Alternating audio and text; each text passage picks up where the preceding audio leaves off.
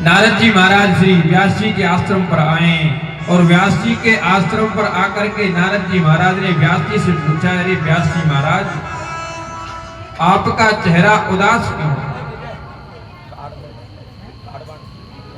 आपका चेहरा उदास क्यों? क्या आपसे भगवान का भजन होने में कोई त्रुटि हो गई है क्या? या क्या आप आज संध्या वंदन नहीं कर पाए?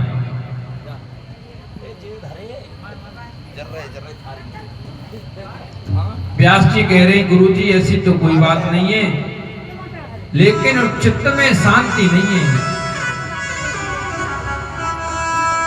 17 पाठ लिख दिए, पंचम वेद महाभारत लिख दिया, वेदों का विस्तार कर दिया, लेकिन चित्त में बिल्कुल भी शांति नहीं, बिल्कुल भी मन शांत नहीं है, बहुत अशांत है।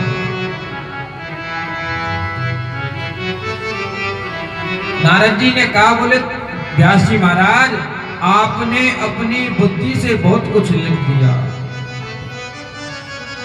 आपने अपनी बुद्धि से जितने ग्रंथ लिखे ना, ये तो तालाब हैं और तालाबों में कौवे जल पीते हैं। कौवे कहाँ जल पीते हैं? तालाबों में। लेकिन हंसों को तो मानसरोवर में मोती चुगने का अभ्यास है, वह इन तालाबों में कैसे है? तुमने संतों के गुण रूपी मानसरोवर को तो भी लिखा ही नहीं। व्यास जी कह रहे हैं, बोले गुरु जी, संतों के चरित्र की इतनी महिमा है। बोले संतों के चरित्र की महिमा को मत पूछो नारद जी, व्यास जी, क्योंकि मैं अगर तुम्हारे सामने नारद बन के बैठा हूं तो ये केवल संतों की कृपा का ही फल है। बताते कि मैं पूर्व जन्म में एक दासी का पुत्र था। अहम पुरातीत भवे भवम मुने दास्यास्तु कस्याश्चन वेदवादिनी। अपने भाग्यों का क्या वर्णन करूं? नारद जी कह रहे, व्यास जी महाराज, मैं इतना दुर्भाग्यशाली था कि जन्म लेते पिताजी चल बसे। महाराज जी, कछु से यूं बैठे, ऐसे ही तुम बैठ जाओ। जय श्री राम।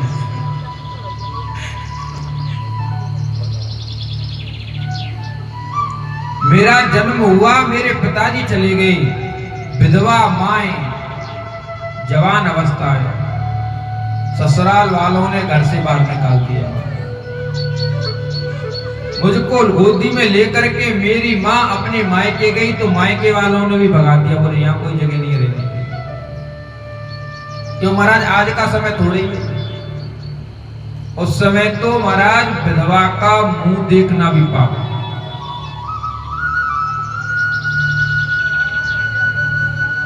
गांव के बाहर एक पंडित जी का मकान था, उनकी गौशाला में मैं सेवा करने लगी, क्योंकि घर में तो नहीं सेवा करने देती, क्योंकि विधवा थी, इसलिए बोले घर में तो सेवा नहीं कर सकती, पर गौशाला में सेवा कर सकती।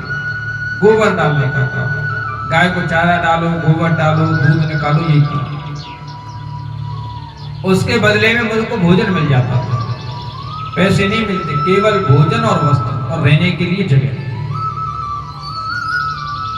नारद जी बोले, मेरी माँ वहीं रहने लगी और मैं उस पंडित जी के घर में रह करके थोड़ा थोड़ा बड़ा होने लगा। 4 वर्ष की मेरी आयु हो गई और कुछ संत उस ब्राह्मण के घर पर चातुर्मास में ठहरे, और संतों की झूठन में खाने लगा। संत मुझसे पूछते, तुम्हारा नाम क्या है? तो मेरा कुछ नाम तो था नहीं, तो उन्होंने मेरा नाम राम बोला रख दिया, क्योंकि मैं राम राम करता रहता था उनके साथ में, तो उन्होंने इसका नाम राम बोला। संत जाने लगे, जब 4 महीने संतों के पूरे हो गए, संत जाने लगे, मैं भी संतों के साथ में जाने लगा। तो मेरी माँ ने संतों के चरण पकड़ लिए, बोले महाराज, पति तो मेरे चले गए हैं, इसी के सहारे से तो मैं रह रही हूँ, अगर इसको भी आप ले जाओगे तो मैं किसके सहारे रहूंगी? संतों ने कह दिया, बोले बेटा राम बोला, अपनी माँ से आज्ञा लेकर के आओ, अगर माता कह देगी तो मैं तो हम तुमको ले चलेंगे, नहीं तो हम नहीं ले जा सकते। और महाराज, सन्यास तभी फलीभूत होता है, अगर शादी से पहले सन्यास ले रहे हो तो माँ की आज्ञा से, और शादी के बाद अगर संन्यास ले रहे हो तो पत्नी की आज्ञा से। अगर बगैर शादी से पहले संन्यास ले लिया और माता की इच्छा नहीं है तो संन्यास नहीं लेना चाहिए। इसलिए जब शंकराचार्य जी महाराज जब अवतरित हुए, जो स्थिति श्री नारद जी महाराज की थी वही स्थिति शंकराचार्य जी की है। छोटा सा बालक है, शंकराचार्य जी कह रहे हैं, बोले माँ मैं संन्यास लूंगा, माँ कहती मैं नहीं जाने दूंगी। लेकिन वह तो शंकर जी की अवतार थी, लीला रच दी। सरोवर में स्नान कर रहे हैं, मगर ने आकर के पकड़ लिया। मगर खाने को खाए जा रहा है, भैया कह रहे बेटा बच निकल के आ। शंकराचार्य जी कह रहे, बोले माँ कैसे निकल के आऊं, ये छोड़ ही नहीं रहा है मुझको। एक तरीका है माँ ये छोड़ सकता है, अगर तुम मुझको सन्यास के लिए आज्ञा दे दो। भैया ने विचार किया, बोले सन्यास ले लेगा तो कम से कम रहेगा, जीवित तो रहेगा, मरेगा तो नहीं, तब माँ ने आज्ञा दी। और आज्ञा देने के बाद में माँ ने कह दिया, बोले बेटा आज्ञा तो दे दी है, लेकिन तुमको मेरी चिता में आग देनी पड़ेगी। मेरी चिता में अग्नि कौन देगा? तो शंकराचार्य जी महाराज ने कहा, माँ जिस समय तुम शरीर त्यागोगी ना, मैं तुम्हारे पास में आऊंगा। और शंकराचार्य जी महाराज माँ के पास में आए। और सन्यास का एक नियम है, सन्यासी कौन? जिसने अग्नि का त्याग कर दिया। जिसने अग्नि का त्याग कर दिया वो सन्यासी। सन्यासी लोग फिर जीवन में अग्नि का प्रयोग नहीं करते।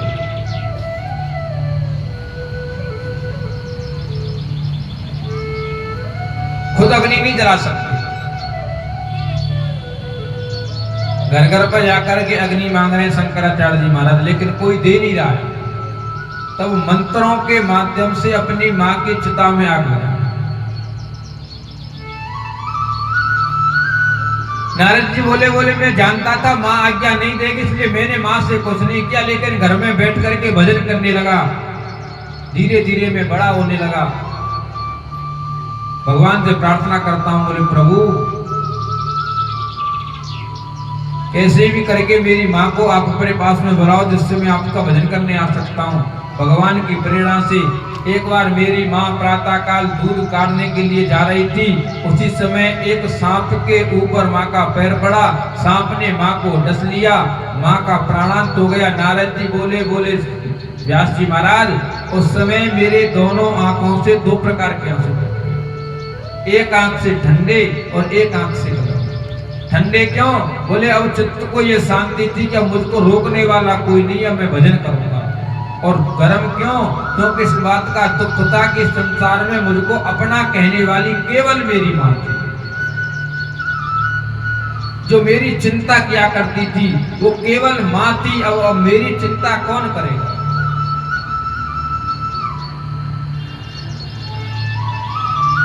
लेकिन भगवान का अनुग्रह मान करके नारद जी ने वहां से उत्तर दिशा की तरफ चल दिया। वह संत तो बहुत आगे चले गए थे। एक नदी के किनारे पर मैंने जल पी करके उस वृक्ष के नीचे बैठ करके भगवान का ध्यान किया और भगवान का प्रकाश का स्वरूप मेरे हृदय में प्रवेश कर गया। और कुछ समय के बाद में वह प्रकाश अदृश्य हो गया। मैं तड़पने लगा, जैसे बिना जल के मछली तड़पती है वैसे मैं तड़पने लगा। और मैंने भगवान से प्रार्थना की, बोले प्रभु ये क्या था, मुझको क्या देखा? उसी समय आकाशवाणी हुई कि नारद हे कि बेटा ये तुझको मैंने अपना प्रकाश स्वरूप दिखाया है। नारद जी बोले मुझको पूर्ण दर्शन कब होंगे? बोले पूर्ण दर्शन तब होंगे जब तुम पूर्ण योगी बन जाओगे। उसके बाद में महाप्रलय हुआ और महाप्रलय के बाद में नारद जी बोले व्यास जी महाराज, जब महाप्रलय के बाद में पुनः सृष्टि हुई तो वही दासी का पुत्र राम बोला, जिसके हाथ का कोई जल नहीं पीता, जिसके लोग सुबह दर्शन नहीं करते थे, जो कि दासी का पुत्र है, वही आज देवर्षि नारद के रूप में तीनों लोकों में पूज्यमान हो गया।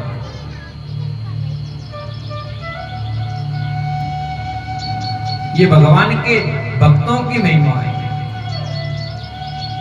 नारद जी कहते हैं बोले व्यास जी, ये है संतों की महिमा कि जिस दासी पुत्र राम बोला को जो नारद बना दे।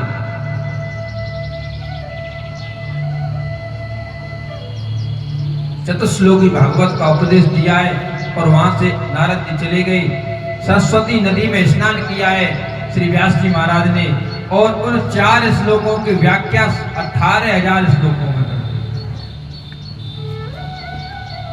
18,000 श्लोकों में व्याख्या कर दी। लेकिन अब इस कथा को सुनाए किसको? भागवत लिख तो दी, लेकिन लिखने से थोड़ी काम पूरा हो जाएगा, पढ़ाएं किसको? पढ़ने का अधिकारी कौन है? भागवत को सुनने का अधिकारी कौन है और भागवत को कहने का अधिकारी कौन है? भागवत को सुनने का अधिकारी वही है जो मात्सर्य दोष से, जिसने मात्सर्य दोष को छोड़ दिया। मात्सर्य दोष कहते हैं ईर्षा को।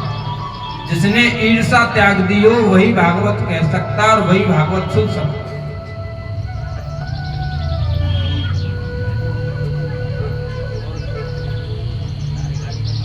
संत कहते बोले कंचन तजना सहज है, सहज त्रिया का नहीं। कोई आदमी अगर धन दौलत छोड़ दे तो ये कोई बड़ी बात नहीं है, और सहज त्रिया का नहीं। कोई आदमी अगर जीवन भर शादी नहीं करे तो ये भी कोई बड़ी बात नहीं। लेकिन मान बड़ाई ईर्षा दुर्लभ तज नहीं। अपना मान सम्मान त्याग दे, ये सबसे बड़ी बात है। महाराज, अपमान को पचाना बहुत आसान है, लेकिन सम्मान को पचाना बड़ा कठिन है। अपमान बच जाता पर सम्मान बहुत अच्छों को नहीं पचता। आप कमजोर हो, आपका कोई अपमान कर दे, मजबूरी है पचाना। महाराज नहीं पचाओगे तो क्या बिगाड़ क्या सकते हो आप? लेकिन आप संपन्न है, बलवान है, तब आपका कोई अपमान करके दिखाए। क्यों? क्योंकि आपका सम्मान में बड़ा सम्मान है और किसी ने अपमान कर दिया, आप पचा ही नहीं सकते। सम्मान को जिसने पचा लिया वह तो भगवान हो गया। नहीं तो महाराज, भगवान का एक नाम है गिरधारी। क्या नाम है? गिरधारी मतलब जिसने पहाड़ को अपने हाथ में उठा रखा है। और उसी का एक नाम है मुरलीधर। अब बताओ, जिसने पहाड़ को उठा रखा है और हाथ में कितनी सी बांसुरी पकड़ रखी, लेकिन वो जितना प्रेम में उनको जो गिरधर कहते हैं, गिरधारी कहते हैं, उसको जितना प्रेम करता है उतना ही प्रेम में उससे करता जो उससे मुरलीधर कहता है। सम्मान को बचाना बड़ा कठिन है।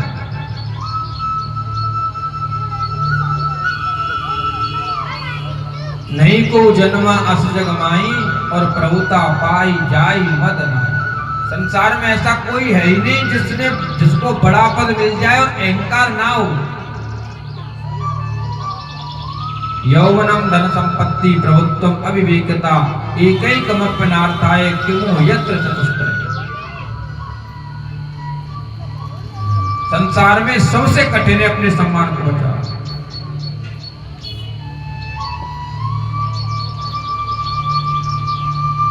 व्यास जी सोच रहे हैं ऐसा कौन है जिसने सम्मान को बचा लिया, जिसको ना तो सम्मान में खुशी मिलती है ना अपमान में दुख होता है। ऐसा कौन है? तो महाराज ये उस समय की बात है, द्वापर युग की। तो द्वापर युग में केवल एक आदमी ऐसा था जिसने अपमान और सम्मान दोनों को जीत लिया था, केवल सुखदेव जी महाराज। तो जब द्वापर युग में एक ही मिला तो कलयुग में मिल जाए, ये मिल सकता है? जब पूरे द्वापर युग में, आज से तो बढ़िया युग था ना उस समय का, जब द्वापर युग में केवल एक है, केवल एक।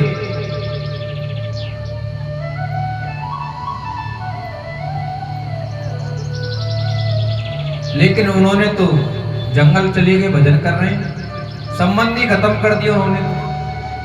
उसी समय शिष्य आए, बोले गुरुजी डर लगता है। जंगल में जब जाते हैं समिधा बीनने के लिए तो जंगल में डर लगता है। एक श्लोक पढ़ा दिया, इसमें भगवान के रूप का वर्णन, भगवान का रूप कैसा है। बोले जब डर लगे ना तब इस श्लोक को बोलते रहना। कैसा श्लोक है? बोले बरहा पीडम नटवर वपु कर्णयो कर्णिकारम विव्रत वासा कनक कपिसम भेदयंतीम चमाला रंध्रान वेडो अदर सुदया पूरयन गोप वृंदई वृंदारण्यम सुमद रमणम प्राविशत गीत गीत। भगवान के मस्तक पर मोर का पंख है।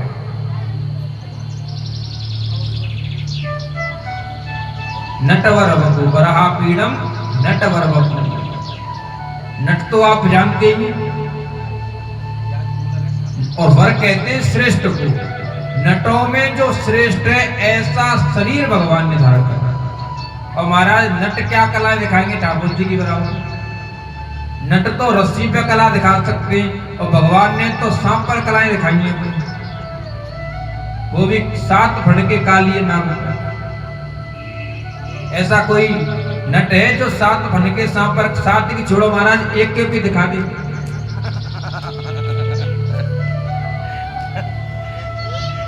वो महाराज कालिए बा खावे जरूरत ना, कालिए नाग का जहर इतना तेज था उसको डसने जरूरत नहीं थी, फुसकार से आदमी को मार दे। और कर्णयो कर्णिकारम, कानों में कनेर का फूल जिसने लगा। अधरों पर बांसुरी है। जंगल से गाय चरा करके आ रहे हैं और गायों के और ग्वालों के मध्य में ठाकुर जी चल रहे हैं जैसे तारों के बीच में चंद्रमा। और ठाकुर जी कैसे? बिल्कुल नंगे पांव। केवल इस ब्रज भूमि को ही महाराज ये सौभाग्य प्राप्त है कि यहाँ पे भगवान नंगे पैर रहे अपनी इच्छा से। जब ब्रज 84 कोस को इतनी महिमा मिली हुई है कि यहाँ ठाकुर जी अपनी इच्छा से नंगे पैर रहे।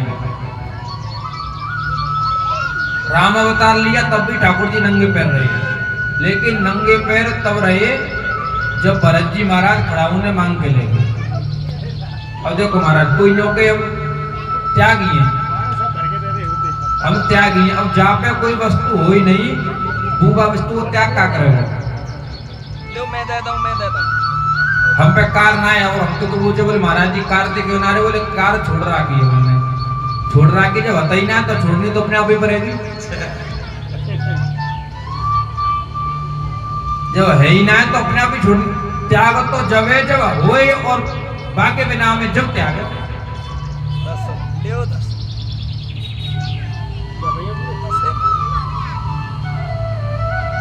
त्याग उसी को तो कहते हैं, पास में होती हुए भी उस वस्तु का प्रयोग ना करना। तो जब राम जी के पास में खड़ा हूं होता ही नहीं तो फिर नंगे पैर रहो तो मजबूरी भी। खड़ाऊ ते आए, खड़ाऊ ने भरत जी महाराज ले गए, अब नंगे पैर रहेंगे। माखन से तो कान खुल रही महाराज। लेकिन ब्रज में भगवान अपनी मर्जी से नंगे पैर रहे, इसीलिए ब्रज की रज की महिमा है। यहाँ के मंदिर की महिमा अपनी जगह पे माना, लेकिन मंदिर की ज्यादा महिमा यहाँ की रज की है।